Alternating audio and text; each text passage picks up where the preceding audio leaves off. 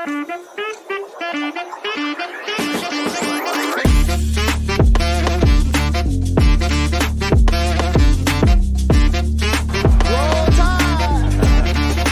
of great things. Taking the next step, that's what it's all about.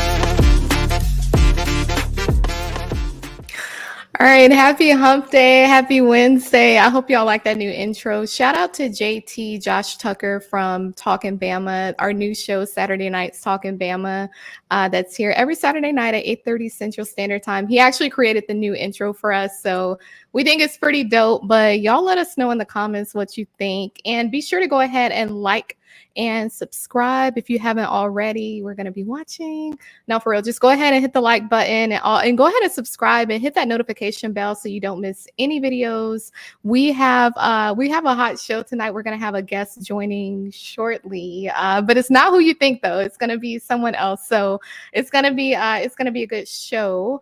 But before we get started, I definitely wanted to go ahead and give a shout out to our sponsor, like we always do, Workspace Solutions. So we always tell you, if you need, personally or business wise, if you need a digital presence, so of course online presence, or a full-fledged marketing team at a good price, be sure to reach out to them. When you go to their website, be sure, and we have their website listed below in the banner, but be sure to let them know that we sent you there, and I'm sure they're going to be excited to see you. So without further ado, I definitely wanted to first give a shout out to one of the best co-hosts in the world. He should be featured on every college football show, every network. They're missing out. Look, they're missing out for real on you, Dan. But we have the one, and the only Dan James IV, the man himself. He is the lead recruiting analyst for the Bama Standard Network. So as y'all know, and for those who are new, the Crimson Dynasty is a show that's a part of the Bama Standard Network. So we actually have a few different shows, and the Final Whistle is actually the show that Dan is. He's one of the members there, but he's still the lead recruiting analyst for the entire network. So he's the go-to guy if you have questions about recruits and anything in particular. So without further ado, I definitely wanted to just go ahead and welcome you, Dan. Thank you for being a part of the show, and I'm excited to have you here. How are you feeling tonight? Anything that you want to share? I'm loving it. It's a great time to be a Bama fan, y'all. It's not too late, y'all. Jump on the bandwagon. I'm telling y'all, man. Bama is rocking. Man, how about them girls softball, man? They made my weekend. Oh man, we'll get into that. Yeah. They did. So, and let's just kick it off there actually before our guests join. So, as most of us know, our girls made it to the World Series. So congratulations to them. So they're in Oklahoma City, and we're actually going up against UCLA tomorrow. So we beat Tennessee the other night 4-1. And apparently folks mad that we smoking on them cigars, but if you got them, you smoke them, right. So this is our 15th appearance in the World Series, and it's more than any other SEC school. So shout out to Alabama. But one thing that I wanted to mention really quickly, Mark Sears, and this is some information that recently came in. So Mark Sears has announced that he is returning to Alabama. Another W for Alabama. I mean, that's like what we're used to, right? Like, it's just, that's just what we do. Like, I try to tell these haters from these other schools, like, that's what we're used to. Like, when we're going through the alphabet, we don't even like the L's, like we just skip over that because we don't know nothing about that. But shout out to Mark Sears. I'm excited that he's coming back. And like we were saying, and honestly, I think if we have more time towards the end, we need to talk about the impact that that's going to have Mark Sears back, because we know that we've been hitting the recruiting trail, the transfers that are coming in. So it'll be interesting to see the level of impact that has. But going back to softball, shout out to our girls. I'm so proud of them. I know that, we had some choice words because we really wanted to see the girls just, do better. Like, we knew that they had it, but Mr. Murphy, we're like, sir, like, we need to make sure that, you have the girls ready and prepared if we're going to like hop and skip to some World Series. So shout out to them. Like I said, this is our 15th appearance at the World Series, more than any other SEC school. And actually, Alabama is the first SEC school to win the title in the World Series, and that was in 2012. So shout out to Alabama, like always. And Kayla Beaver, shout out to her as well. She was named the second team All-South region. And Kenley Callahan, she was named, and she was actually added to the list of most triples in one season at Alabama. So shout out to her. I think the last set was back in like 20 2016. So I thought that was pretty interesting. Like it's 2024, the last time I think she actually matched with that particular girl. So I think it's awesome. But shout out to them. I mean, how you feeling about this? Like, do you just feel like, okay, it was kind of expected, like that's just what we do at Alabama? Were you surprised? Yeah, but that's what we do. I can't say I was surprised, you know what I'm saying? But that's what we do, man. Yeah, back to Sunday night, man. That grand slam in the top of the first inning, and we knew it was over. We knew it was over at that point. Then the long rain delay. That was the worst thing that could have happened for Tennessee. And I think we led off with a hit and 2 hits back, and then the grand slam. I mean, that was huge. That's what Bama does in prime time situations. We're a championship school, y'all. And especially against Tennessee, I'm loving it. Yeah, exactly. We always say, like, we got to go back to, man, I hate Tennessee. They low down, they dirty, they some snitches, they raggedy. They not as raggedy as Auburn though. So, we got to save that for Auburn. I'm trying to see if I see. We still mollywop them. Yeah, man, they get mollywop. That's what they used to, they get stumped out. I don't see, and that's interesting, right? Because our little Auburn fan, I don't see him on, and I think he'll be here. You can count on that. But see, he was expecting Linda, so I wonder if that's why we don't see him. Just raggedy. Yeah, that's probably why. Like we always talk about, that's all Auburn knows how to do is just not show up when it's time to show up, right? That's ridiculous. That's right. That is embarrassing. Despite our invitation. Yeah. I seen him in the chat. Yeah, man. You're like, y'all, this is kind of what we expected, but we just wanted to see. But I don't know. Maybe Chrissy's kind of watching just to see if Linda is gonna pop up. So we're not gonna tell him either way, but we do have a guest joining in a few minutes. Now, like we said, okay, so here he is. All right, we're not gonna give too much attention to him. I just wanted to make sure he hear about those W's, So anywho, well, we definitely and before we move on, because I want to talk about some of the new guys that we have on campus regarding football. But before we do, I wanted to give a shout out to our other sponsor. We always talk about the Title Towel and your game day. So like we always say, your game day is not the same without a title towel. We've kind of dubbed them another name, the Raggedy Rags, specifically for Auburn, because we're going to send some down there in bulk to Auburn. Like maybe they can use that instead of that raggedy toilet paper that they like to use. But be sure to visit whitwellsports.com and use standard in the discount in the promo code section so you can get an exclusive discount. So shout out to Whitwell Sports. And let me just quickly take a look at the chat. Y'all know I typically try not to pay too much attention to it, but I want to kind of get an eye on this. And I see he's mentioning Cam Newton. Let's remind people that Cam Newton himself said that Auburn is the little brother to Alabama. So y'all literally have nothing to talk about. But in other news, so I wanted to, Dan, with you and your knowledge and your expertise regarding, a lot of the recruits, there were certain guys who, a part of the 2025 class, who have come out and basically said, I'm going to announce my date, my selection or which school I'm going to go to. I'm going to announce that whether that's in June or September. So one guy in particular, the cornerback out of California, Dejon Lee Jr. Now, this is a guy that I really want us to get. I think we will get him, but I believe his announcement is June 28th. But then there's another guy as well, linebacker Dawson Merritt, class of 2025, who's going to be visiting Tuscaloosa again in June. So I think that's awesome that he's coming back. But then Derek Meadows, he's a wide receiver of the 2025 class. So he's going to be making his announcement in September. So I want to get your opinion on these three guys in particular. Dejon Lee out of California, you have Derek Meadows, and then Dawson Merritt. What are your thoughts on them? Do you think that these are guys that Alabama, may have some pull, or that they may be leaning towards Alabama?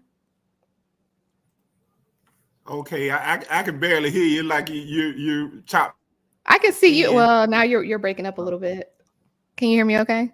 Okay, am I breaking up? You're good now. Okay, well, I only heard Dejon Lee and Derek Meadows. Can you hear me okay now?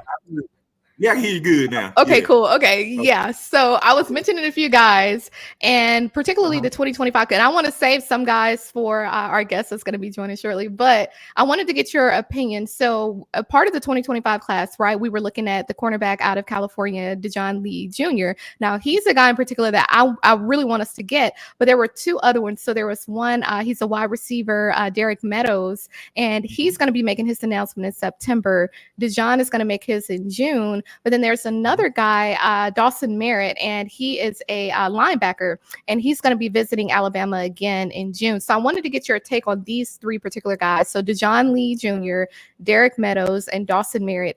How certain do you feel that, you know, maybe they're leaning a little bit more so towards Alabama?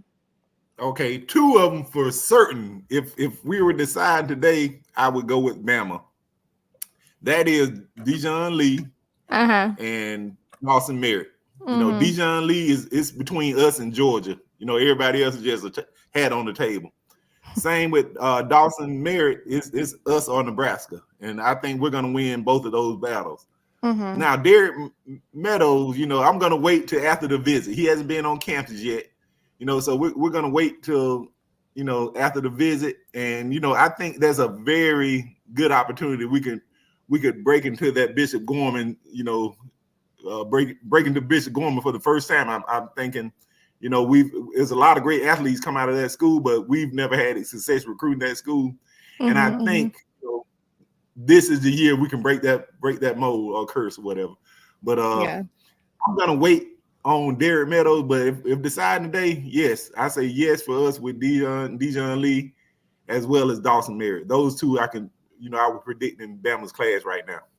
Yeah, and I hope so. And speaking of, you know, some of our guys, particularly linebacker, that's of course what Dawson Merritt is. We did hear, I believe yesterday, that one of our former linebackers, Kendrick Blackshire, we know that he hit the portal in January after Coach Saban announced his retirement, and he went to Texas. Well, he's back in the portal, so I thought that was pretty interesting. You know, with him, it's to me, it's a little different with him. You know, I think it has more to do with the fact that he didn't play as much, you know, as I think that he could have. And so I don't necessarily know if it was like a grass is greener type of situation. Like maybe it was a matter of, okay, I want to go somewhere where I, you know, can most likely start. So what do you think about that? I mean, do you feel like this is like one of those kind of like a Kanan Proctor situation? Like, oh, well, you thought the grass was greener, or more so like a kind of like our running back, what was number 5, Roydell Williams, kind of like, you know, Roydell when he went down to Florida State, where it had more to do with him wanting to, you know, get more playing time and get that guarantee that he's going to play. Right. With Roydell, I think it was more of an NIL deal. He just, you know, he played his way. He earned it. You know, he deserved it. You know, he got his little playing time, but he had guys ahead of him at Alabama. So now it's time for him to take care of Roydell. You know, he did a good job while he was at Bama. You know, he was very big for us, but you know, now it's a numbers game, and we moved in different directions. With Kendrick Blackshire, I think really it's just, you know, it's just a different scheme fit with him. You know, when he played, you know, the little sparing time, he made several plays, you know, you know, this is a different type of defense, you know, and actually he's actually out of the portal to my knowledge. You know, he's with UTSA. Yeah, I just saw that. Texas San Antonio. Yes.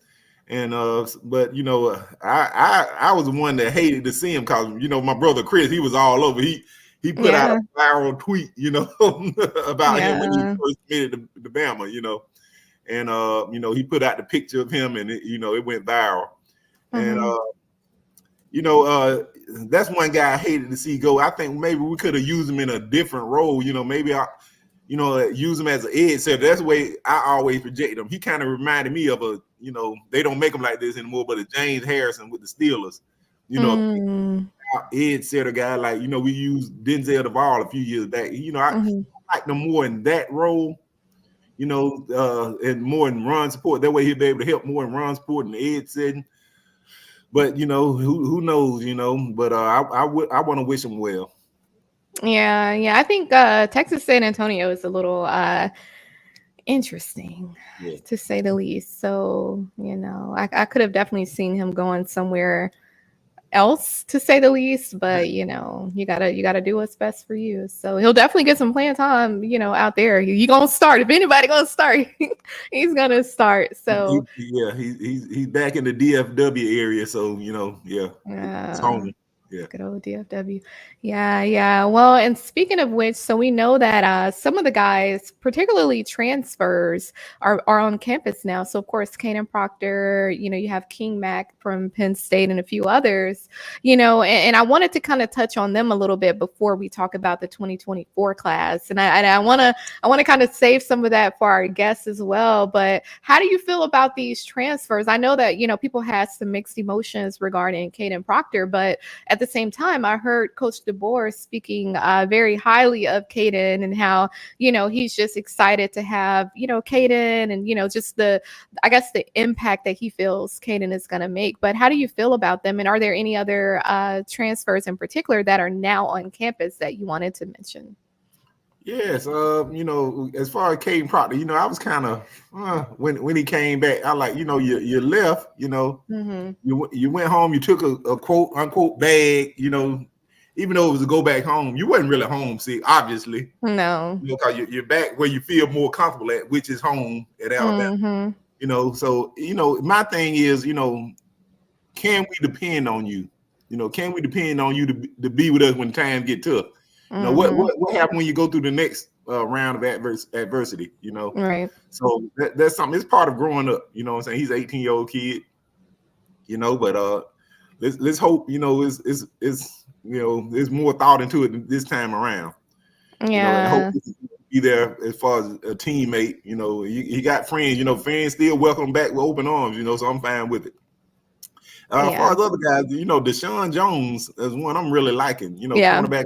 Force, he put out a tweet, that his recruitment was still open on the day he was supposed to, commit to Bama, and it set the Bama nation into, like, hey, what's going on, But we finally got him, so I don't know what happened with the drama, I don't know, I won't speak on that, but we're glad to have him, and it gives us, I think, 6 now scholarship corners, which is what you want to have going in the fall practice. So that was big. And I'm thinking now we are done. I can say this with confidence. We are done as far as the transfer portal. Yeah. So, now we can focus back on, high school recruiting. We'll focus on the 2026 class, and rounding out the 2025 class. And so, this time, it's this part of the season is really fun for me because we're going into camps.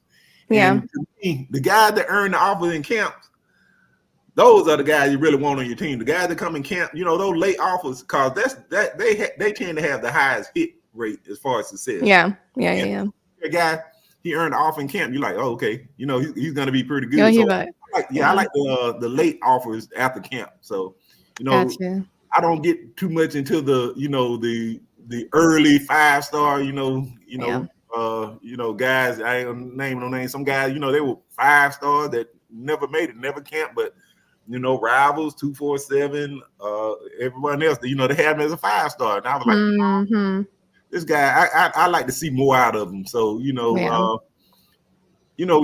guys to camp, you want to get eyes on them. Everyone doesn't have a camp. Camp is not for everyone, but especially NIL now, you guys don't have to camp, but you want guys that come to camp and perform in front of the coaches. Those are the kind of guys you want on your team. So, I agree. Hey, not to interrupt you, but our guest is on. He's waiting. I'm ready to give him I've been waiting. His introduction. Well, with that, let's go ahead and bring him in, Justin. I mean, it's just, it's my legend. Wait, where you at, Stephen? We'll see your video. You got your camera off, dude. I'm literally, I just walked inside the studio set here, so it's dog days of summer, but as Dan mentioned, you got these kids camping, you got the freshmen, they've early enrolled. Ryan Williams put up this video of he done moved in. Everybody's moved in. King and DeBoer at these SEC spring meetings talking about forget this 12-team playoff. We trying to win every game. to get a first round bye. So the focus is right where it needs to be at. Right. And then, thank God Mark Sears is back. Yes. Yeah. We're waiting on Jaron Stevenson. And just when you think Patrick Murphy don't got it no more, he take a group of girls back to the Women's College World Series. I know. That's what we said. Hey, really quickly, Steven, for some reason, we can't see you. Can you see us? Yes, I can see y'all. Okay, can you cut off your video and turn it back on? What am I doing? You were sitting there giving me the tongue out Mickey Mouse face. Yeah, I'm not sure why we can't see you. That kind of takes away from the element because I kind of wanted to act up tonight. But hold on. How about now? You're invisible, dude. Am I really hold on? Yeah, let him rejoin. I didn't even get to give him his introduction either. He does the best introductions, but yeah. Good old Steve. Good old Steven. Yeah. The last time he was on when he was going off about the music that they had playing. Yeah. Okay.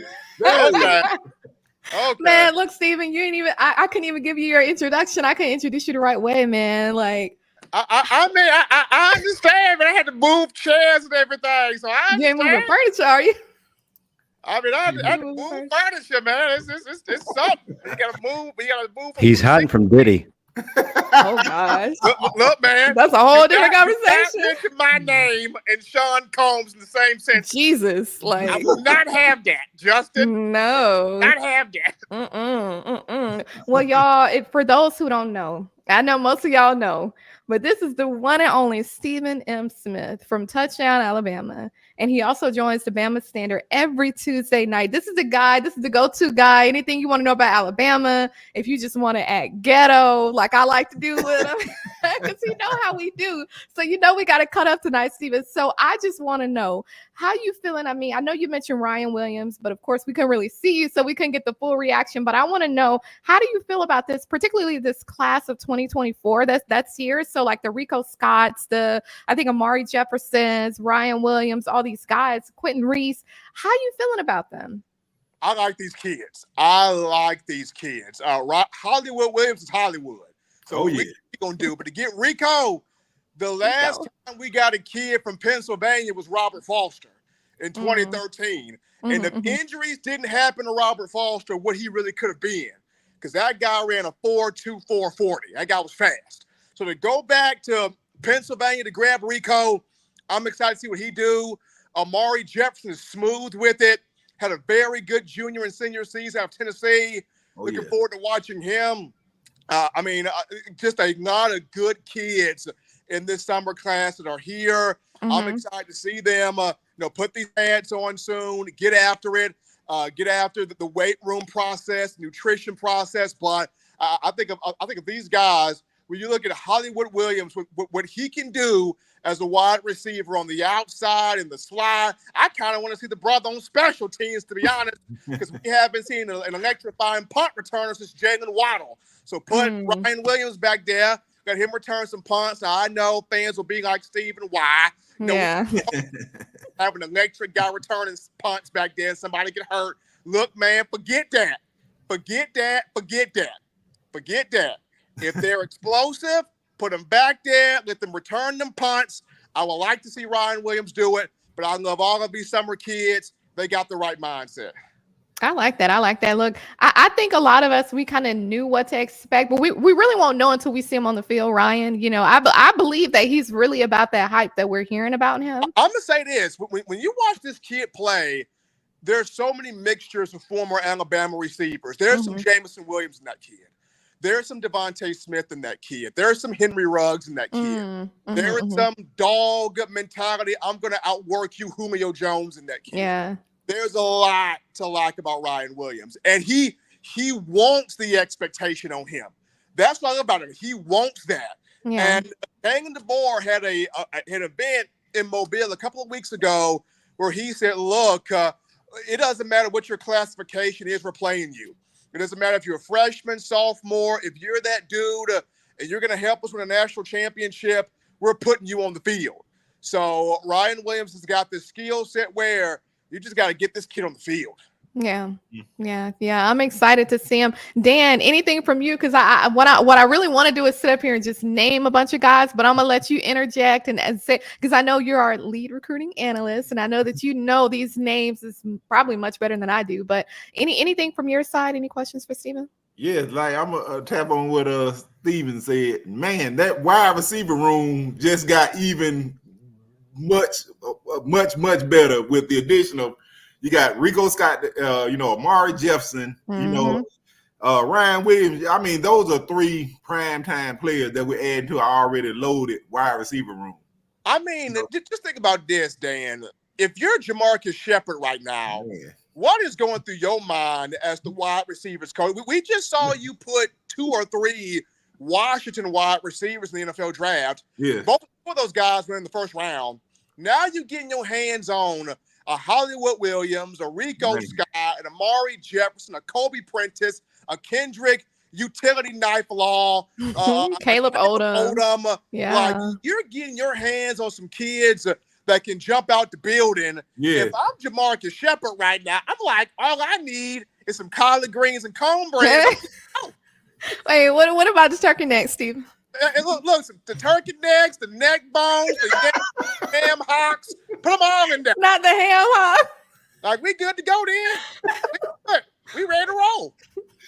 Man, but tell them to add some of that potato salad on your plate. Yeah, add some potato salad. Add a little macaroni and cheese on the side. Some yams. Yeah, we good to go. Gotta love them. That good old southern cooking. Okay, so we're talking a lot about the offense. Of course, you have the tight end Jay Lindsey coming in, so I think that's going to be a good addition as well. But then let's shift a little bit to the defensive side. So you have Noah Carter that just arrived as well. Now, what type of impact do you think that he's going to have? That's going to be interesting because Noah, I could see him as that wolf backer. He's going to be kind of using that wolf range, or if he can fill out more, he could be a bandit end. So it's going to depend on where does Kane Womack see him. Does he see him as more of that wolf guy that can stand up and just attack? Or does he see him as maybe we can put some more pounds on you, fill out that body a bit more, make you a bandit, make you a defensive end type? Because that's what he's done with Keon Keeley. He's made Keeley a bandit. Keeley, at the first beginning, they were talking about maybe Keeley's more of a wolf type. No, they've made Keeley a bandit, which means Quay Russaw will be the wolf. So Russaw will be there. Keeley will be a bandit, which that's fantastic by me. I'm cool with that. So it comes down to where does Kane Womack envision Noah Carter? Yeah. Steven, sometimes it's just the way that you say your words, like the bandit, Like, I be trying not to laugh because I want you to get out what you try to say, but it's just the bandit. It's just the wolf. I mean, I love it. I love it. Look, it's taken me, like, since Kane Womack's got here, do you know how much I've had to get this terminology into my own head? I've had to take away star and money and Jack and all the terminology I had to learn from Papa Saban for 17 years. Now I got to reword the whole terminology. It's been an educational summer for me. Nah, I bet. We all learning. Look, everybody going off about some of the food that you named. He said he need that bone-in catfish fry hard. Look, all right. Look now. Look, food. We just got off of Memorial Day cooking. We got more. We got more holidays coming up now. I know. Look. I know Greg talking about that crock pot. You remember that crock pot, Bama? I mean, for real, crock pot, Bama? Now you can't forget that. We were simmering a little bit when Coach Saban retired, but now look, we ready to eat. I'm just saying, ready to eat, and the boys got the right mindset down there at the spring meetings. I'm happy about what he's been saying, but more so what he's been doing. The mindset of these coaches. This is a young coaching staff, but they got something to prove. Yeah. And they've been moving like they got something to prove, whether it's, Nick Sheridan, whether it's Shepard, whether it's Brian Ellis with tight ends. I'm looking forward to seeing what Coach Molenquist and Coach Hitzler, what they do with the secondary. I think the most under-the-radar name, Coach Christian Robinson with these outside linebackers. That's one coach that people are not talking about enough because he's got so much SEC experience. It ain't even funny. I mean, Coach Robinson's been he's been at Florida, he's been at Mississippi State, he's been at Ole Miss, he's been down to Auburn, he's been at every school in the conference just about. Not Auburn. No, he went down there in raggedy Auburn, was he? You know. Look now, he went down there to sip some tea, get him some crumpets, coach the linebackers, and then peaced out. He had to leave. Yeah. Jeremy Sanders. Look, man. He went down there. He went, nah, man. I ain't down with this nonsense. Nah. One thing left. I know. Look, he had to go to the altar that next Sunday. He had to ask for forgiveness. Look, man. Forget the altar. He had to go to 5 altars. Oh, forget one. 5. He needed 5, man. He needed a baptism, a rebaptism. They had to touch and agree. Post-baptism. Look, he had to find himself in the other Jordan River. Washington. Oh, not in the other Jordan. The other, man. Look, he had Siloam or something. I know. They had to intercede. They had to pass the collection. Hard. They needed 3 bottles of oil, man. 3 bottles. 3. They had to pull out the oil for him. Shout out to Jeremy. Bacon wrapped ribeye, sweet potato, filled peas, and snaps with a little hot sauce. Yeah, that Louisiana. Hey, that bacon wrapped ribeye now. Ooh. I know. Well, Steven, we got one of our biggest fans. He's a, little raggedy Auburn supporter. Yes, coaching staff is just absolutely terrible. Hoover High School has better quality coaches than Alabama does. I'm going to say this right now. Hoover hadn't been Hoover since 2-a-days with Jeremy Pruitt. Gone with that. Hoover hadn't been Hoover since Pruitt. So the last player that Bama got from Hoover, praise God, was a kicker and Will Riker. Will, do your thing a little bit. But Bama's coaching staff, they fine. We just fine. Auburn, what y'all got to worry about is will Hugh Freeze not mess around with these women, number 1. Number 2, do you have your quarterback? Because Peyton Thorne is not it. He ain't it. He's not it. Yeah, so you got to make sure hide the wife and the girlfriends from Hugh Freezy. Hide your wife. And make sure that Peyton Thorne really got together at quarterback. Yeah. They have nothing. They have nothing to be excited about. They have nothing to look forward to. I mean, we always try to tell them Alabama is the standard. We will forever be the standard. Look. When you literally have people for the last 10 years with signs, we want Bama. I should tell you. I've never seen a sign, we want Georgia. I've never seen a sign, we want Ohio State. I've yet to see a sign, we want this other team. I know. And I remember we want Auburn. I mean, it ain't nothing to want. They don't want themselves. I mean, look. I ain't trying to be mean, but look. I thought I wanted me a tree from Toomer's Corner. No.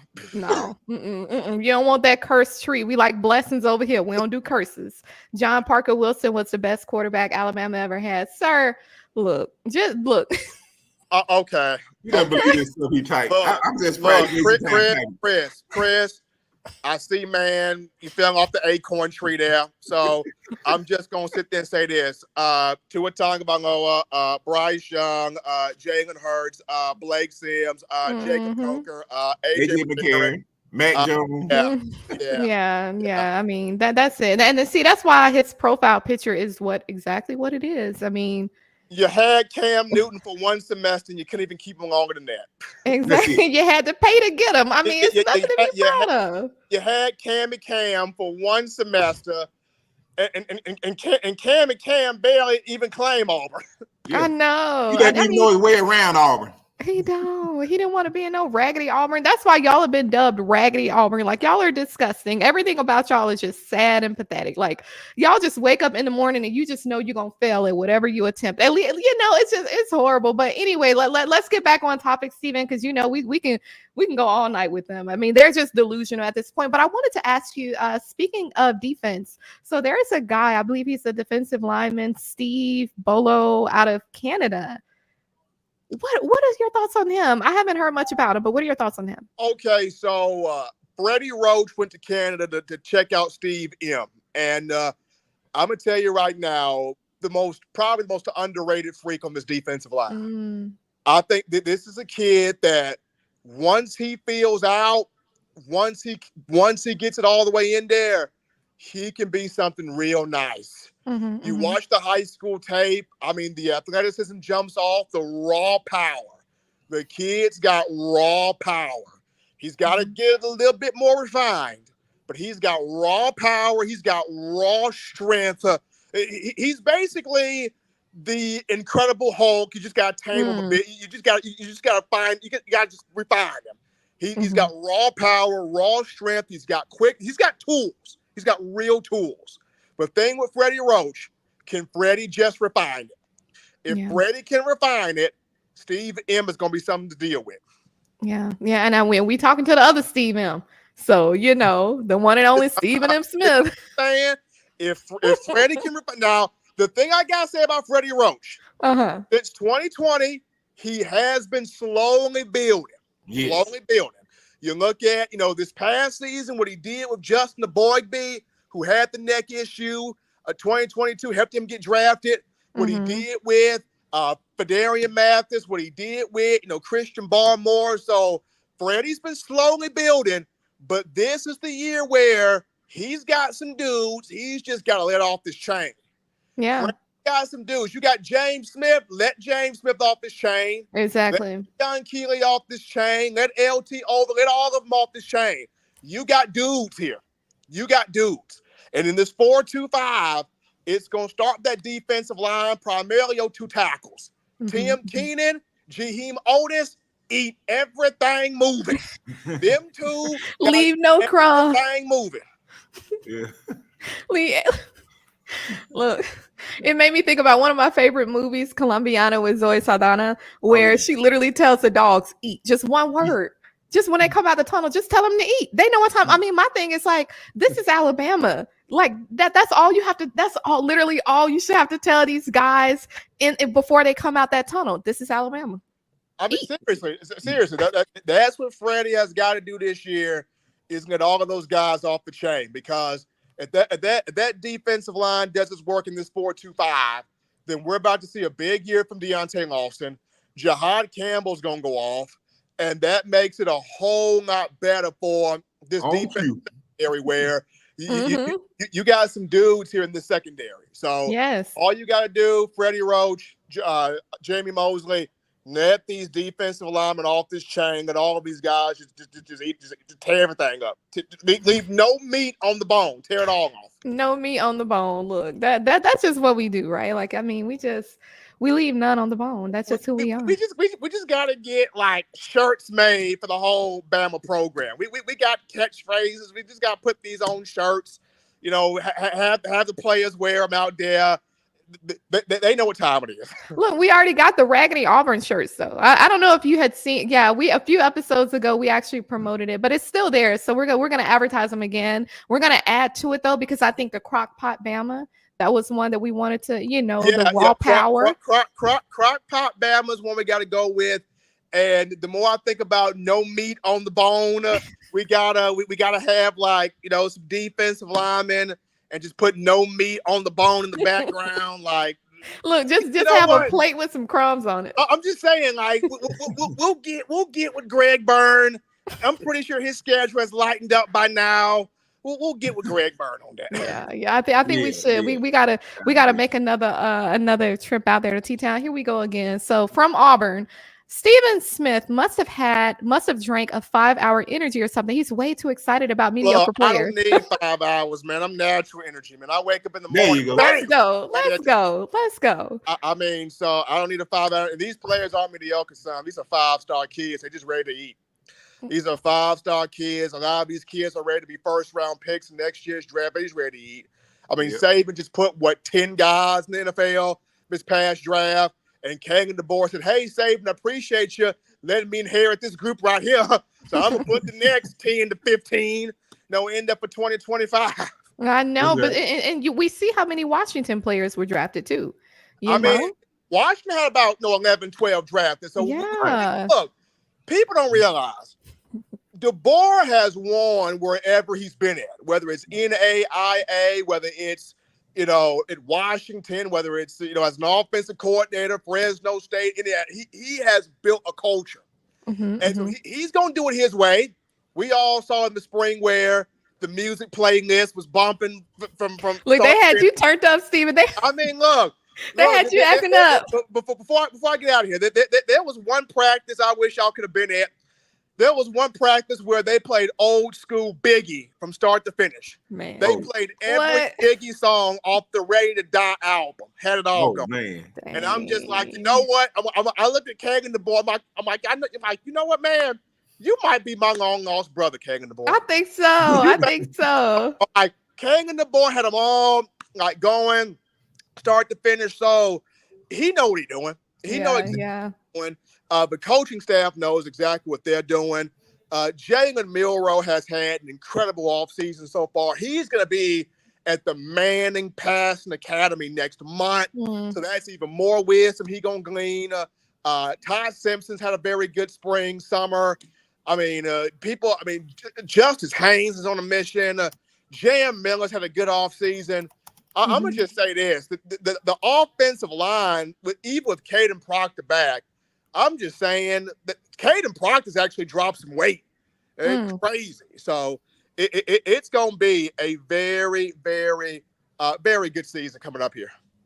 Okay. Well, I'm excited. So I guess, before you leave, any other names, Dan and I were talking about some of the 2025 guys, the John Lee Jr., who's going to be making his announcement, the cornerback out of California. He's going to make his announcement in June. And then, of course, Derek Meadows and Dawson Merritt. Have you been keeping up with those guys?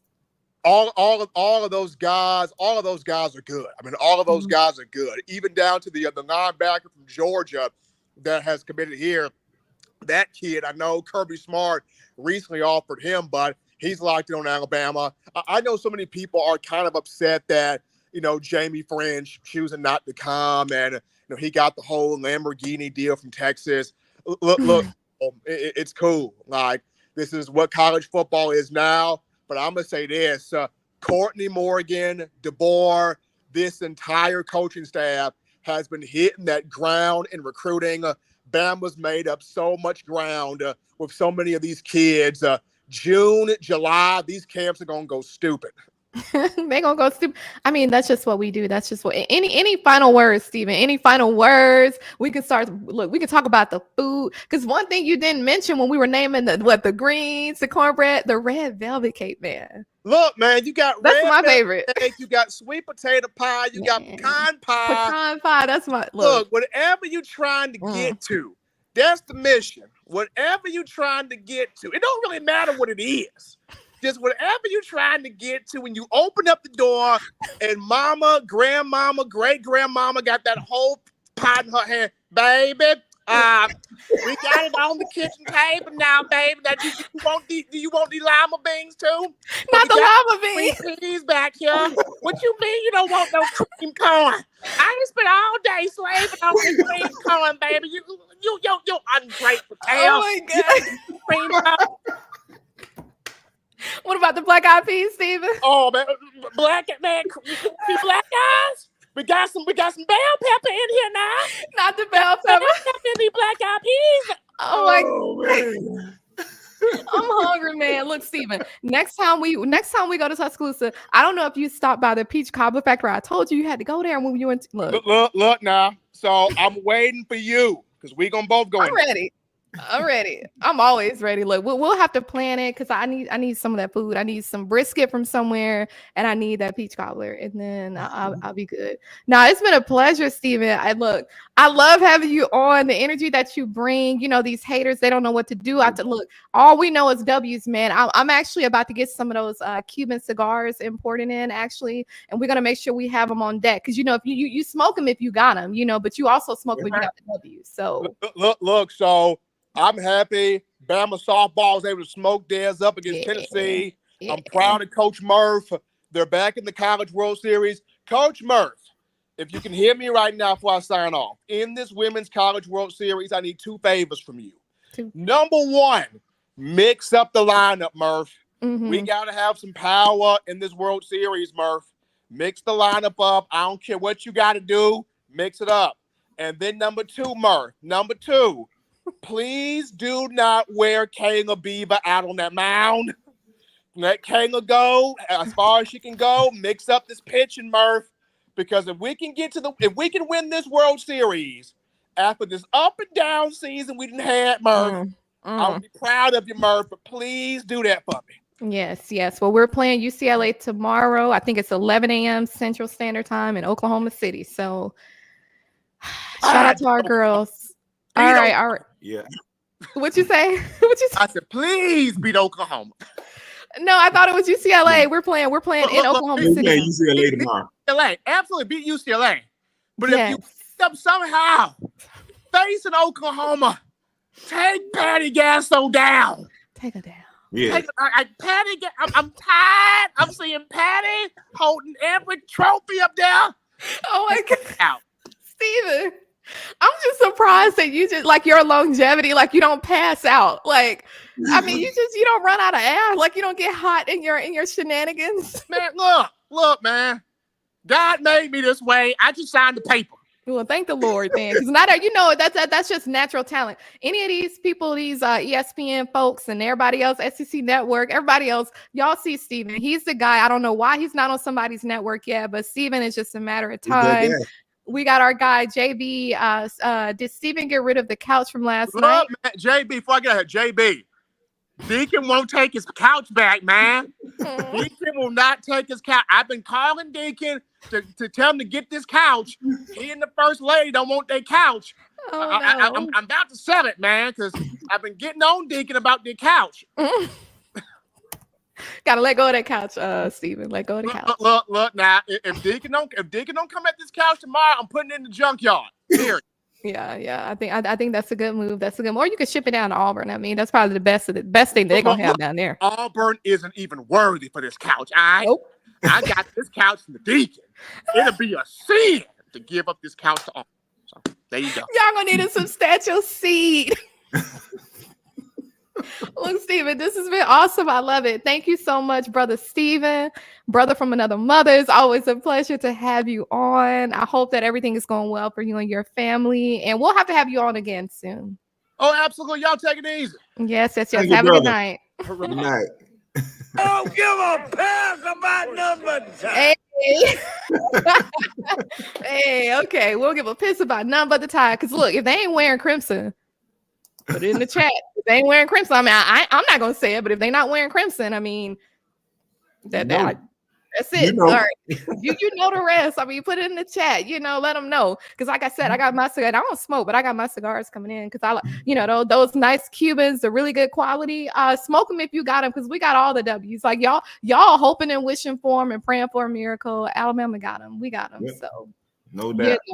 We got them. I mean, just letting them know. Dan, how you feeling? I'm feeling good, man. I kind of akin this softball season to toward the end, the second half of the basketball season. We're like, man, this team is just underachieving. This team is underachieving. Yeah, lacking consistency. Yeah. So maybe we can make this same type of run. I'm hoping. I'm hoping we can do it because it's a team that we didn't expect for it to happen with. That is happening with. So. Yeah. Agreed. Yeah. I mean, Hannah, she's not able to join us tonight, but she had some choice words, and I, to me, it seemed like they've heard her, right. And I'm glad that she spoke out and she knows what she's talking about. So shout out to Hannah. She'll be back next week. Now, I did want to pivot a little bit while we still have more time and talk about a subject that I love to talk about, which is finances. And I want to get into the NIL, this garbage NIL. I don't know why the NCAA released some trash like the NIL without actually the concept itself. Conceptually, it's a good idea, but the planning was horrible. I mean, they get an F for failure because not only the NIL but the transfer portal as well, because they didn't fully think it out. So and we know that of course Shilo, he's out there in Colorado. Shout out to Deion Sanders. I got love for Prime Time and Shilo and Shador and all them. But I did want to mention something. So we know that of course NIL, it sucks, but we've been hearing a lot about Shilo recently, how he's been named in a lawsuit. Now the lawsuit, I believe it was I think it was 2022 when it was when he was named in that lawsuit about an incident that occurred in 2015. Now, some people are saying, well, why did he wait so long? Blah, blah, blah, the plaintiff. But what was interesting to me is that you have Shilo who declared bankruptcy. And for him to be so young, and it's a Chapter 7 bankruptcy. Now, I know that a lot of people, they don't fully understand the differences. So you have Chapter 7, 9, 11, 13, 15. I mean, there are quite a few of them, but all of them, they have different stipulations, right? And so the thing that stood out to me about Shilo and his scenario, so this is basically a $12 million lawsuit, right? He's saying that he only has about $320K. The thing that's, I think, catching him up is, they like to show off on social media, which is one of the things that you don't want to do. But, if you're going to show off your Lamborghini Urus, which to me looks like a planet, I would have gotten a Cullinan, but that's me. I'm a Rolls Royce girl. I don't, but anywho, my thing is like, if you're going to show off on social media, of course they're going to come after that. And that's literally what the plaintiff is saying in his lawsuit, about just the assault and different things that happen. It's like, okay, well, they're literally saying, we see what you've posted on social media, so you can't tell us that you only have $320K to your name. So essentially, this Chapter 7 bankruptcy, it's basically it's known as like a liquidation bankruptcy. And it's interesting because it'll stay on your credit for like 10 years. So, for athletes or whatever, do they really care about that? To some degree, no, but to me, it still matters. But there's a chance that whatever assets he has, he may just very well have to liquidate them. And it could follow him for quite some time. And this is why I talk a lot. I know, like, even on other episodes, I talked a lot about, just the financial side of things, because I think a lot of these guys, like, you always think that, like, even for some of the information that I've learned, things that I've learned, you always think, but there's so much more, especially when it comes to these different trusts. And, you start to look at like overseas ways to protect your assets and, purchasing homes and things like that with your trust, life insurance policies, things like that. There are ways to where you can separate your assets and things that you purchase from a business perspective and separate it from your person, if you will. And I'm going to get into that next, because there's another guy that I wanted to mention. But see, that's why I think that the NCAA, I think they set this whole thing up to where they wanted to remove themselves as much as possible. So you sit in a room, you have your own attorneys in there, and you say, you know what, we don't want to be held liable. We know that this is going to be an issue, but because the players have spoken out about why they want to, they want to have more ownership of their own brand, they want to get paid, then, let's try to remove ourselves. And instead of us going, I believe they should have set it up with the universities. They allowed these separate entities, these different so-called collectives, basically run the show. And, so you have these different rules and the different ways of which the players can get payouts. So whether it's cash or a vehicle, whatever that looks like. And I feel like now you see Shilo, where it's like this Lamborghini. Of course, these vehicles, they lose value as soon as they get off the lot. You know what I'm saying? So it's like, no matter the cost of that vehicle, it's going to be literally like a small fraction of this lawsuit. Now, I think what's going to happen is I do believe he's still going to owe something, because with it being a Chapter 7, with it being like a more of a liquidation style of bankruptcy, he's going to have to pay something. But I think that, I think it was strategic, because a lot of times people will go that route if they feel like, okay, you know what, I don't want you to touch any of my assets. So we really don't know what else he has. I mean, he could very well have, maybe some properties somewhere, but that's going to be interesting. I think that, we need to keep our eyes on that. But one other person that I wanted to mention, and I want to get your perspective, because I know I'm saying a lot, but like I said, I love the financial side of things. I think it's so important. I think that I truly believe, like, in the United States, we've been lied to. I think that there's a lot of information. Seriously, I believe we've been, well, okay, I'm gonna be careful what I say, but I just really, I feel like we've been played. We've been played. And I think that there are ways to do things to where you can literally build like generational wealth, but you can do it fast, you can do it early. And so another name that came up this week regarding bankruptcy, Antonio Brown, the former wide receiver in the NFL, right? So he also filed bankruptcy as well, because he owes, like, I think roughly $3 million or more to creditors, but his is different. He actually filed a Chapter 11. Now, the reason why this differs is because this is what they would typically call like a reorganization bankruptcy. So this essentially means that he's going to basically come up with a payment plan to pay it back. He's saying that he only has like $50,000 to his name, but he's made over $80 million in his career. Now, but I will say, because a lot of people, so there are three things that are happening. But he does have a Lamborghini. He does. Okay. So this is the thing. So if he's saying that he only has $50K to his name, but he's made over 80 million in his career. There are only 3 things that could really, like, to me, it's only 3 things. So you think about somebody like Jeff Bezos, of course. This guy, his net worth $200 billion, right? But on paper, his base salary is $80,000.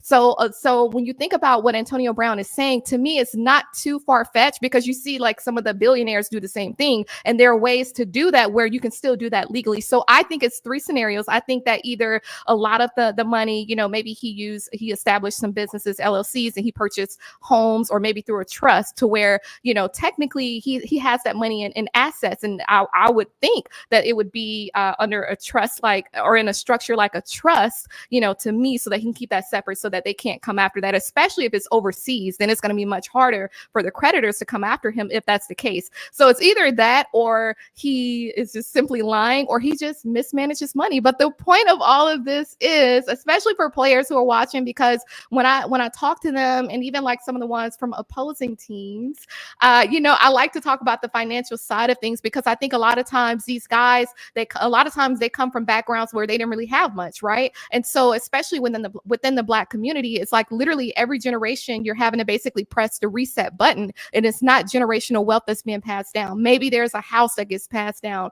but don't nobody in the family wants it. Somebody got to maintain it. But when it comes to the real financial side of things, where you're literally you're setting up structures to actually protect your assets, to where if somebody wants to come against you, because when you have, even if it's just $1 million, people are going to still come after you to try to get something from you. You know what I'm saying? It's going to be these fake lawsuits, people saying that you owe them money, whatever the case may be. I just feel like when it comes to the financial advisors, and I'm going to backtrack a little bit. I know we were kind of laughing and, having fun with Steven. We were talking about the biblical side of things. One thing that I try to remember all the time is that you're anointed before you're appointed, right? You're anointed before you're appointed. And so what? Look, we just gonna have to go to church tonight. I mean, it's Wednesday night. If y'all want some Bible study, I got y'all tonight. Look, we just about to do this. So you're anointed before you're appointed, right? Let's look at King David, for example. When he slayed Goliath, he rolled up in that palace with King Saul. King Saul was still the king. He didn't even become king. I think it was 12 or 14 years later before David became king, if not longer. So a lot of times you're put in a position to where you need to learn what you need to learn before you actually obtain those different things. And I think that that's one area where we see, like, athletes in particular, some of this information is not made available to them. So even though they get a financial advisor when they get drafted, it's still foreign information to them. And I think that this stuff needs to be taught early on. I think the NCAA, like I said, I think that they failed. I think that this information, at least if you're going to introduce something like an NIL, you need to make sure that the information is readily available for them to understand what this stuff means. They need to know what trusts are, because you have guys getting drafted in the first round. You know what I'm saying? The Terrion Arnolds of the world, Dallas Turners, all these guys where, they're making, I mean, if you're making more than 10 million, to me, even 5 million, like, you really need to be having some wealth management related conversations. You need to be having those estate planning conversations, because there are ways that you can leverage that to where, even if it's just 3 million, you can literally build generational wealth if you know how to invest in it, if you know how to, manage it properly. So I say all that to say, I know I've been kind of going off on a tangent, but if we're going to talk about football, we have to talk about all the dynamics of it. It's not just to sit up here and talk about, oh, we got this recruit, we got this guy, we got this transfer. What does that really mean? Because when these guys go off to get drafted, but then you hear about the ones like the Antonio Browns who have to file bankruptcy. You hear about some of these guys where, one of the guys, a former Florida player, he's on this new Netflix show about money and basically saying how, look, I'm a free agent now. He's a young guy. He's a free agent, and he said, shout out to JB. They all need to take a mandatory financial literacy course. They do. I mean, I'm like, literally, I'm in awe that it hasn't even been established yet, because I think to me, it's so interesting. And if they knew some of this information,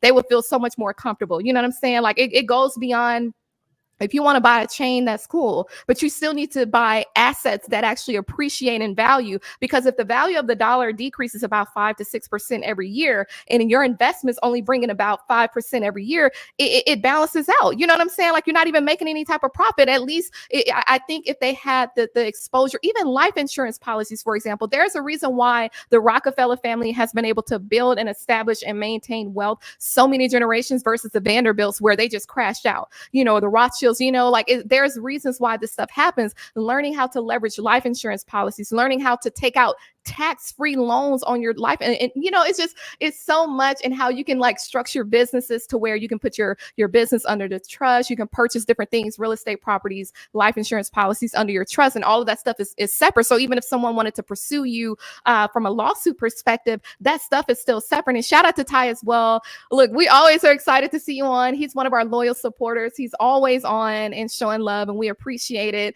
Like I said, I can really go off on a tangent when it comes to this stuff. And this is stuff that, you know, when you talk about like your passions and stuff that you enjoy, the majority of my books that I have on this wall and everywhere in here are finance related, because like I said, we've been lied to in the United States. Like, I just truly believe we've been lied to. I think when it comes to, you know, a lot of times you're basically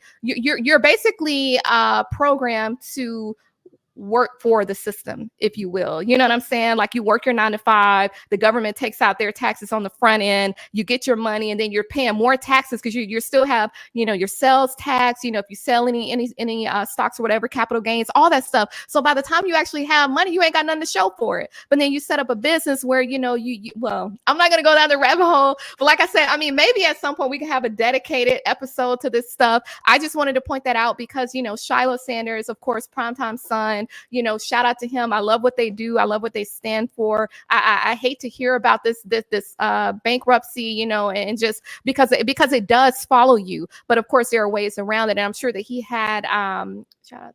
I'm sure. And shout out to Steve Engel as well. I believe you're a first-time guest here. It's awesome to have you. I think that we have a lot of first-timers in the chat right now, or even people who watch. But, you know, sometimes y'all don't really feel comfortable to say anything, and that's okay. But shout out to everyone who's here. According to the stats, 45% of NFL players file for bankruptcy within 5 years of retiring. The number is astronomical. It really is. And I also heard that like 78% of them go broke within a few years. I'm just like, dude, even if you had a contract just of $1 million, there's a lot that you could do with that. You know what I'm saying? Like, I don't think that. But the thing that bothers me the most is that, you know, the system, the way stuff is structured, is set up to take advantage of the guys because you don't know what you don't know. And so they leverage, they play on that. You know what I'm saying? You have guys that mostly come from situations of like being in survival mode or lack, you know what I'm saying? Or scarcity, so that when they do come into that money, oh man, I got to go out here. I got to buy that Urus that look like a planet. I got to go buy this chain, you know what I'm saying, that I can't even wear around my raggedy old friends because they jealous and they hate because I made it and they didn't. You know what I'm saying? Yeah. It's like, yeah. One thing that's very important. See, you know, you got to be smart with your money. So for me, when I make it big, you know, everybody around me is going to be rich. You want to know why? Because I'm going to move to a rich neighborhood. I feel you. Okay. I'm glad you said that, because I was going to say, because another error that I see with these guys is they almost, and Chris, yeah, you know what, for these raggedy Auburn fans that's in the chat, this is a perfect, like, y'all can just sit back and listen and you just learn some, because I know that we be schooling y'all a little bit. Ephraim, I can't really slow down. Like I said, I'm passionate about this stuff. I love it. Like, I be up at night, like just reading more about it, just different things, because it's so deeply layered, but it's almost like a aha moment. You know what I'm saying? Like when you really see it. Monica Petway, shout out to you as well, Monica. I'm loving this session tonight. Been missing out with all these sporting events and church activities going on. Well, church comes first. Yeah. So shout out to you. We appreciate it.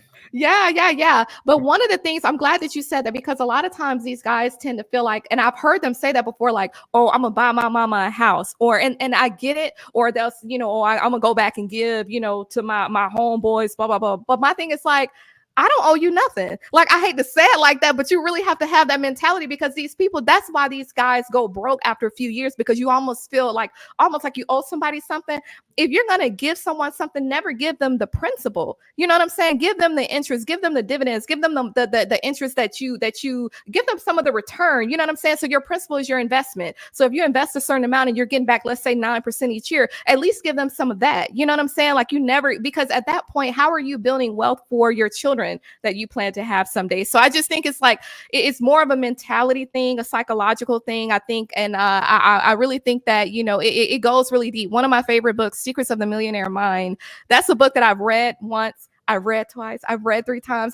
There was this Millionaire Mind Intensive seminar here a few years ago. It was a full weekend, 8 to 6, Friday, Saturday, Sunday. And I was called up on the stage to do this like activity or whatever. And the author of the book had gifted me that book, his mentor actually, or mentee actually. So it's something that I always go back and reference because it dives deep into your financial blueprint, how you're wired. You know what I'm saying? Because however you're wired, it's going to play out. So if you're like scarcity minded, it's going to play out in how you operate. You know what I'm saying? So I just think that there's more that needs to be done when it comes to these universities. I mean, you got these big, wide, fat D1 universities out here, all these students, all this money that they bring in, but you mean to tell me that you can't establish some type of financial literacy course? Like that should literally be a requirement. It literally makes no sense. How are you going to prepare these guys to go to the draft and have access to money that they've never seen before, most likely never knew anybody that had it before? And even if they did, it was another player who probably squandered a lot of the money. You know what I'm saying? Like I said, you're anointed before you're appointed. So it's better to get the knowledge and information before you get your hands on that money so that you can spend it the right way and you can build generational wealth. And that's just that. Like I said, I can go all night, Dan. I'm sitting up here. I'm doing a lot of talking. So what are your thoughts? Yeah. What are your thoughts?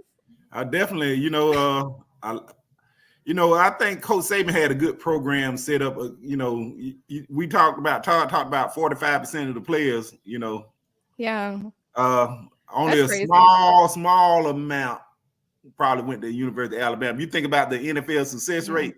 A lot of those guys, Alabama had programs in place. We understand, Trent Richardson fell on hard times once he was trying to help everybody from what I heard. And that's what we were talking about. That's one lesson we, Coach Saban used it as an example to teach his current players and past players, So, you never want to waste a failure. That's one thing Coach Saban said. So you want to learn from other guys. You don't want to go into the league doing the same thing that other guys done. You don't want to go in there being an Antonio Brown, being reckless with your money. In every way.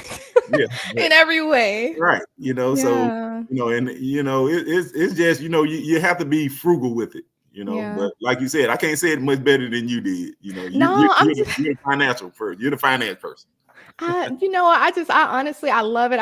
But I think it's because of the engineering side. I think it's like because I love numbers. That's the only reason why.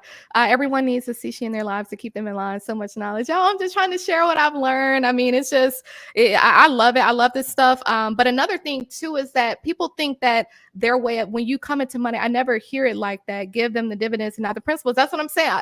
That's what I tell people. Your principal is what you invest. So if you invest $1 million, let's say you spread it out, you have $1 million, you invest like a certain percentage in S&P 500, a safe index fund or whatever, real estate, you could do art, whatever you want to put it in. Don't give nobody none of your principal. Your money is your money. Sometimes you have to get downright mean. Because my thing is like with these players, I will look at them like, was you out there practicing with me?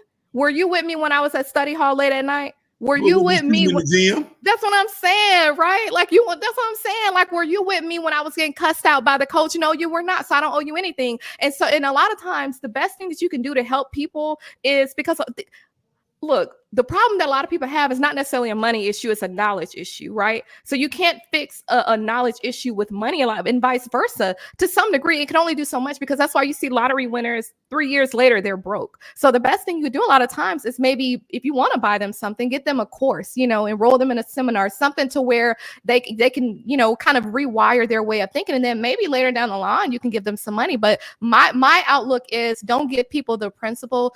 You have stocks and you can do your research. There are certain, and I'm not going to name any of them because I'm not, and I have to put that out there, that disclosure. I forgot to do that. I'm not a financial advisor. Any information that I share, it's stuff that I've learned, maybe had experience with, but I'm not a financial advisor. But I do want to mention that, when it comes to that, the principal, like I said, that's the money that you invest up front, and then your interest, your dividends. There are companies that, pay monthly dividends, some that are quarterly, some that are biannual, some that are annual. So you can set it up to where you invest in maybe different ETFs or mutual funds or REITs, which are real estate investment trusts that pay out either monthly or whenever, to where you always have money coming in. And so that's what you use to go buy your car. So when you want to buy a car, use that interest. You know what I'm saying? Like you want to get to a point where your interest is funding your lifestyle. You feel me? Like that's literally how it should be, you know. And I know a lot of times that's not the situation, but that's kind of where the mind should be. Like, you know, I shouldn't be coming out of my pocket. You know, Sishi, the financial rent is awesome. Thank you. It's great for these players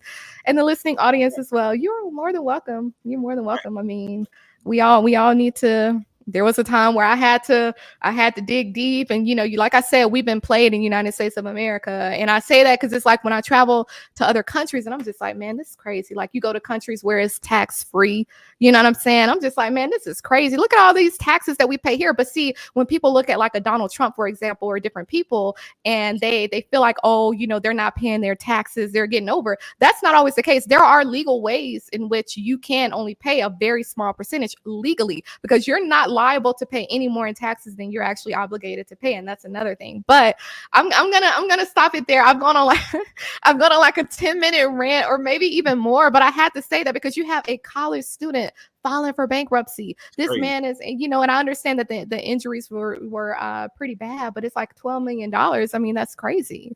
Son of an NFL Hall of Famer, you know. Yeah.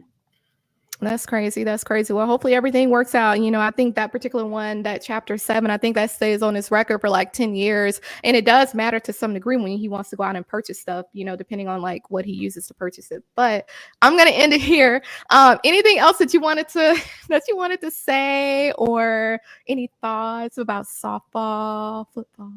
Oh, yeah. I think you should invite Peach Cobbler Factory to be a sponsor of this show. I think I should go make a visit personally, That because that place is so good. Is so amazing. It's like heaven in a cup, actually. It is. If you folks have never experienced it, do yourself a favor. When you're in Tuscaloosa, stop by there, sit there for about 20 or 30 minutes, and just go to town. Get the biggest cup you can possibly find. Whatever they offer, pay that money. Let them take your money. We talked about investing. This right here, invest in Peach Cobbler Factory. Yeah, you have ice cream? They do. Okay. And they have different flavors of peach cobbler too. All right. Yeah. Every time I go to Tuscaloosa, I have to go there. But you know, of course, everything in moderation, because I don't want to get, you know. Yeah. But yeah, that would be cool to have us. We need to get some more sponsorships out of Tuscaloosa. Like, we ain't doing this just for show. Like, it's time to run that up. Shout out to JV. Thank you for being, and thank you for everyone else who is still on. Typically we're done by now, but you know, it's definitely a conversation that needed to be had. I've never been to Peach Cobbler Factory. Yeah, y'all got to hit it up. And matter of fact, Peach Cobbler Factory, send that check over. I think BetterHelp owes us a check. Peach Cobbler Factory owes us a check. I ain't playing with them. Look, we don't shout anybody out for free. This ain't no free marketing or advertisement. Just like you got to pay Meta for and Google AdSense. Can we go ahead and add Bumhauer's Victory Grill? Yeah. Yes, please. Yeah, you can just send wings. You don't have to necessarily send a check. Wings will suffice. That's nice. Yeah, you know what? Matter of fact, Brian Denny, go ahead and send that check. Go ahead. University of Alabama. Well, look, I'm gonna send them an invoice tomorrow. Like, look, this is how much y'all owe us. Because look, we probably doing a little bit more than they are doing in terms of financial literacy. I mean, I'm just saying. All right. You know, this show is better. Yeah. Okay. Oh yeah, it definitely does.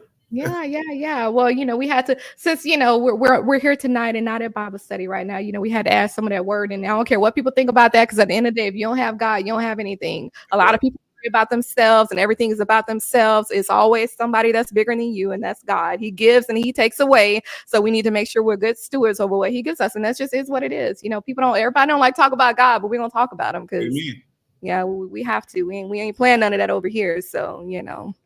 Anywho, well, speaking of JB, thank you, JB, for lighting up that chat, you know, showing love. Everybody that's in the live chat, JB, he has a new show that airs every Saturday night. It's called Saturday Nights Talking Bama. So it's JB, Josh Tucker. Like I mentioned, Josh Tucker is the one who did our new intro that y'all saw when we started. And it's this Saturday night at 8:30 Central Standard Time.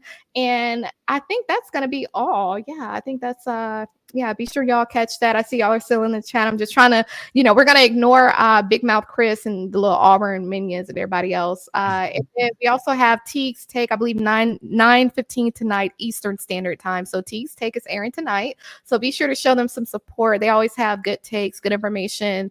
And then Steve Engel, hey, this has been a great first time experience. Thank you, Steve. Man, look, Steve, it's been a pleasure having you. Like I said, I'm not trying to do this. Everybody want to get on and make stuff about them. We can't play around. We cannot play around. You play around, you mess around and get played. And here we go. Y'all want me to go on another rant?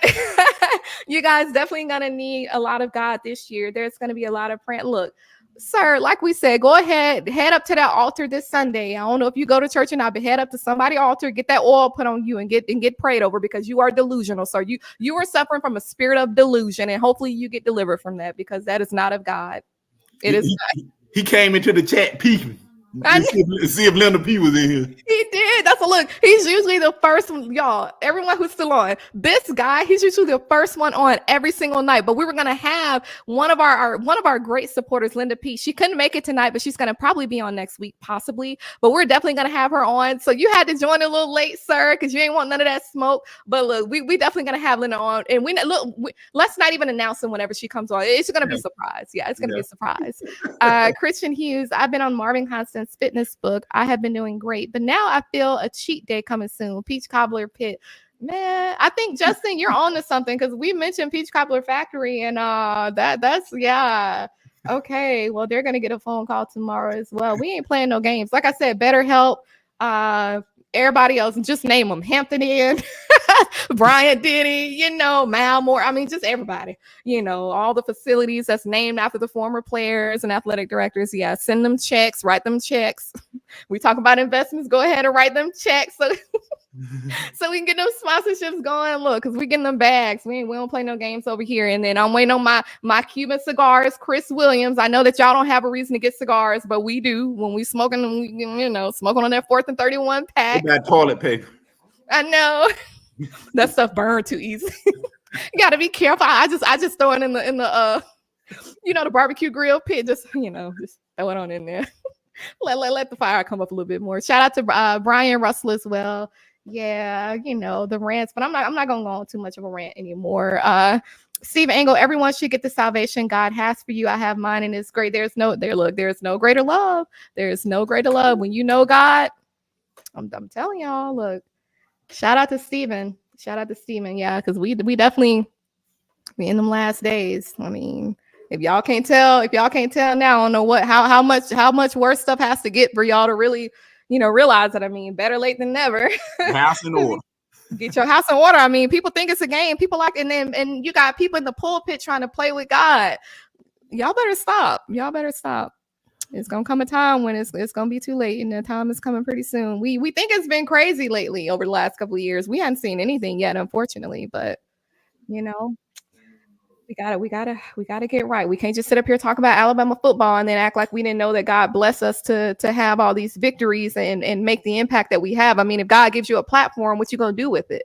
You know what I'm saying? Or he'll take it from you, So yeah, but I'm not going down another rabbit hole and go off on a rant, because I kind of feel like it, but we gonna save that for next week. Do you have any other shows or social media that you want to share?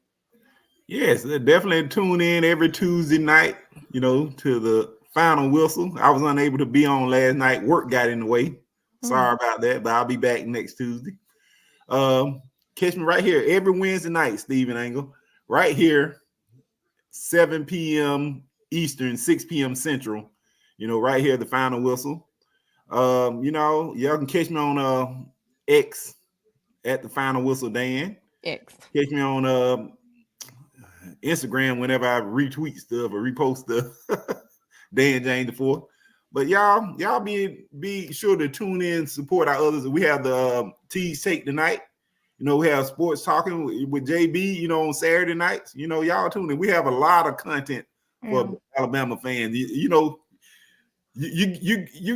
get what you get here on Wednesday night. I'm gonna say that with confidence.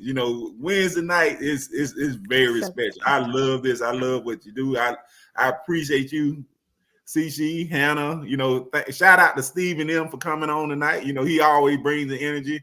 Hey, but this the only channel where you can get all this, y'all. Y'all be sure to hit the like and subscribe button. Yeah, if you haven't already. Yeah, even I heard about the petty shirt, but man, I got to go back and watch it, man. I heard y'all let them have it. I gotta see that. I'm gonna go back and look at that too. You can catch Dan disguised as a hospice caregiver, dropping it like it's hot at the local nursing home. Hey, I thought he saw you there. Weren't you a patient there? That's the only way he would know. Your raggedy self. If you look with that raggedy profile picture, you got Cam Newton on your picture, and he himself has said that Auburn is the little brother to Alabama. I mean, it doesn't get any worse than that. Like, y'all are horrible. Y'all are disgusting. Like, what is Auburn doing right now? Crickets. There it is.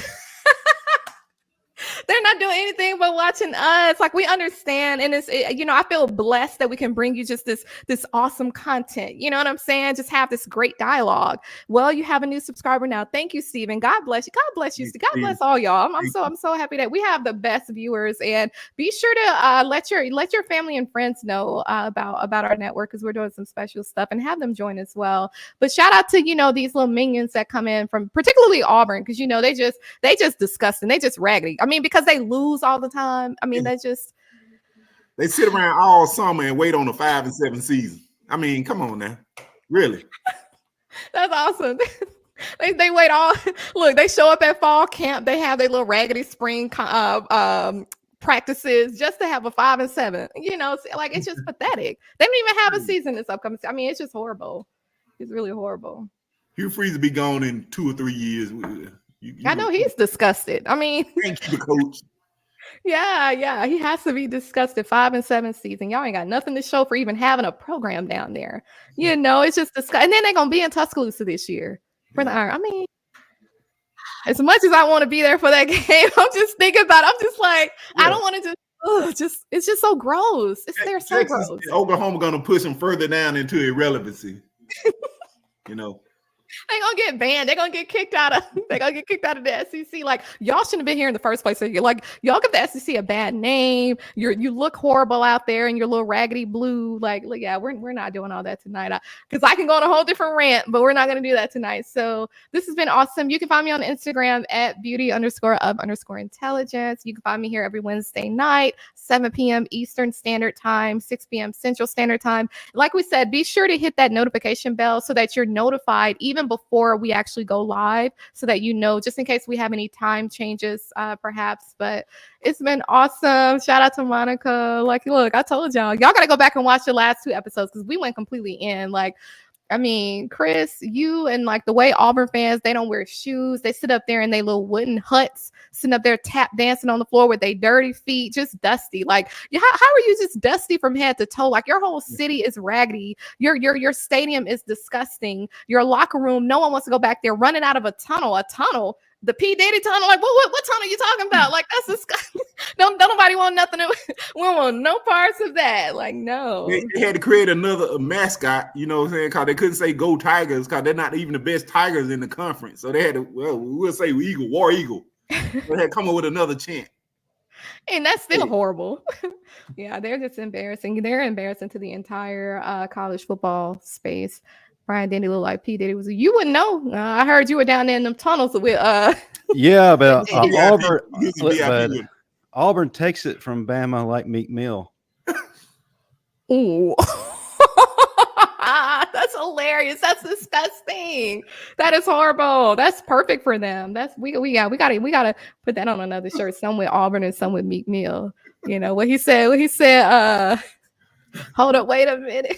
Y'all thought I was finished. Hey, went on about that acid bar. Y'all thought, look, don't have me go off tonight. Because we definitely can. All right, well, y'all, it's been fun. If you just tuned in and you missed Stephen M. Smith, y'all have to go back and check him out. He acted a fool. Now I'm hungry, so I got to figure out what I'm going to eat tonight, because he named everything that I would eat. So I gotta. I think Chris and Matt, they got a chicken and rib recipe. Chicken gizzards and ribs. Chicken gizzards. I've never had that. I've never had chicken gizzards. So. Ew, yeah, it sounds disgusting, actually. Especially in a crock pot, a pressure cooker, whatever you're using. Yeah. Yeah, I don't think I'm about that life, but yeah.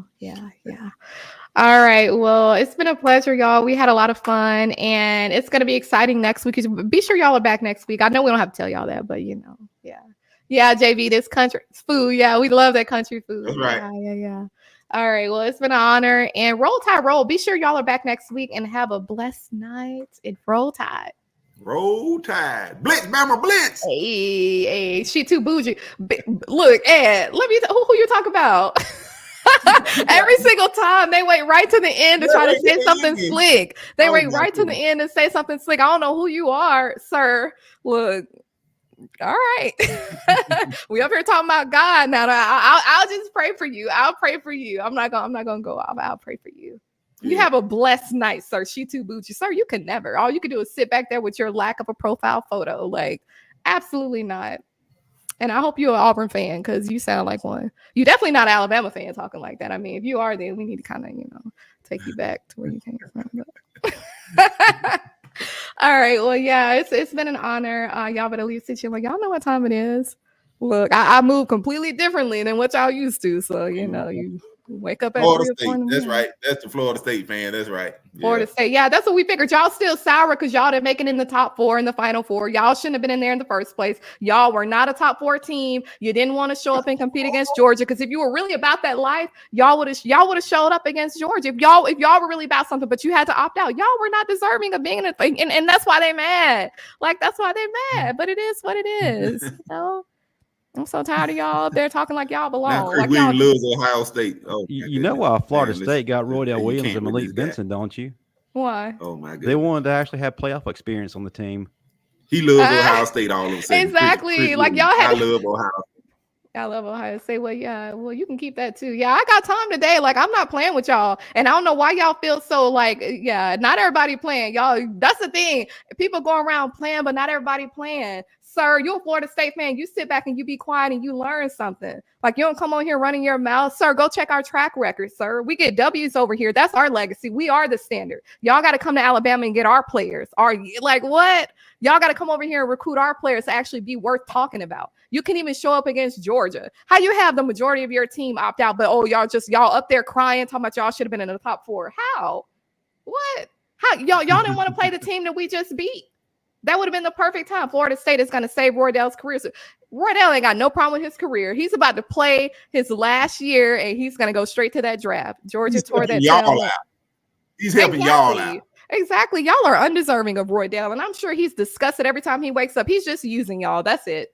Like, don't get beside yourself. So, you sit back there with your lack of profile photo running your mouth.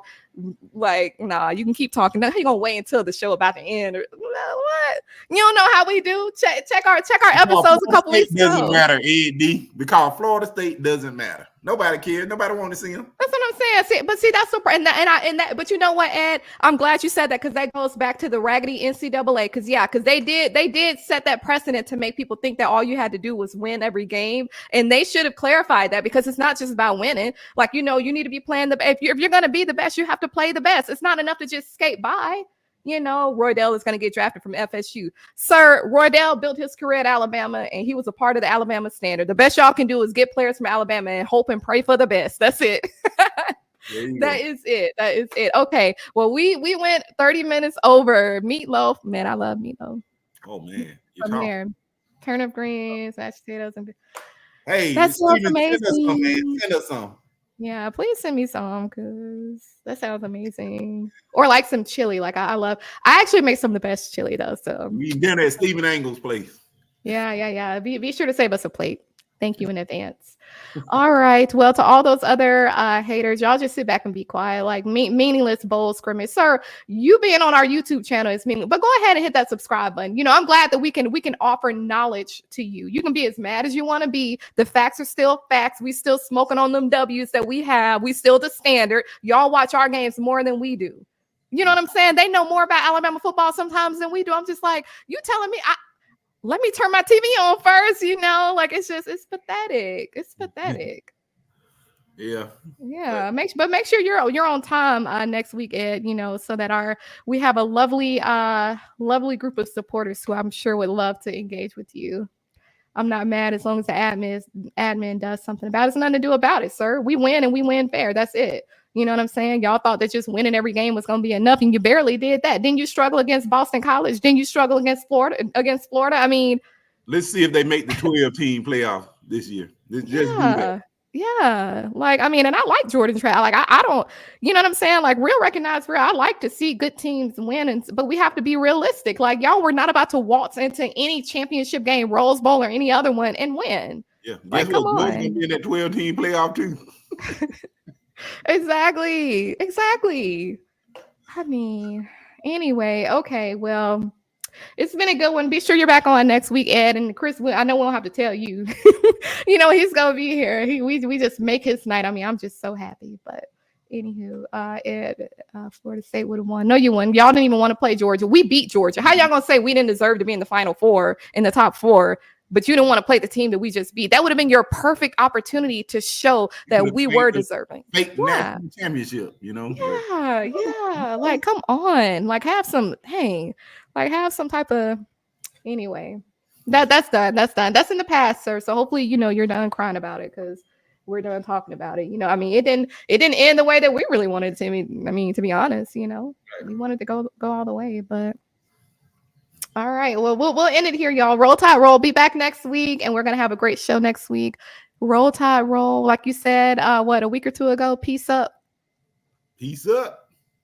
A-Town down. Roll Tide Roll.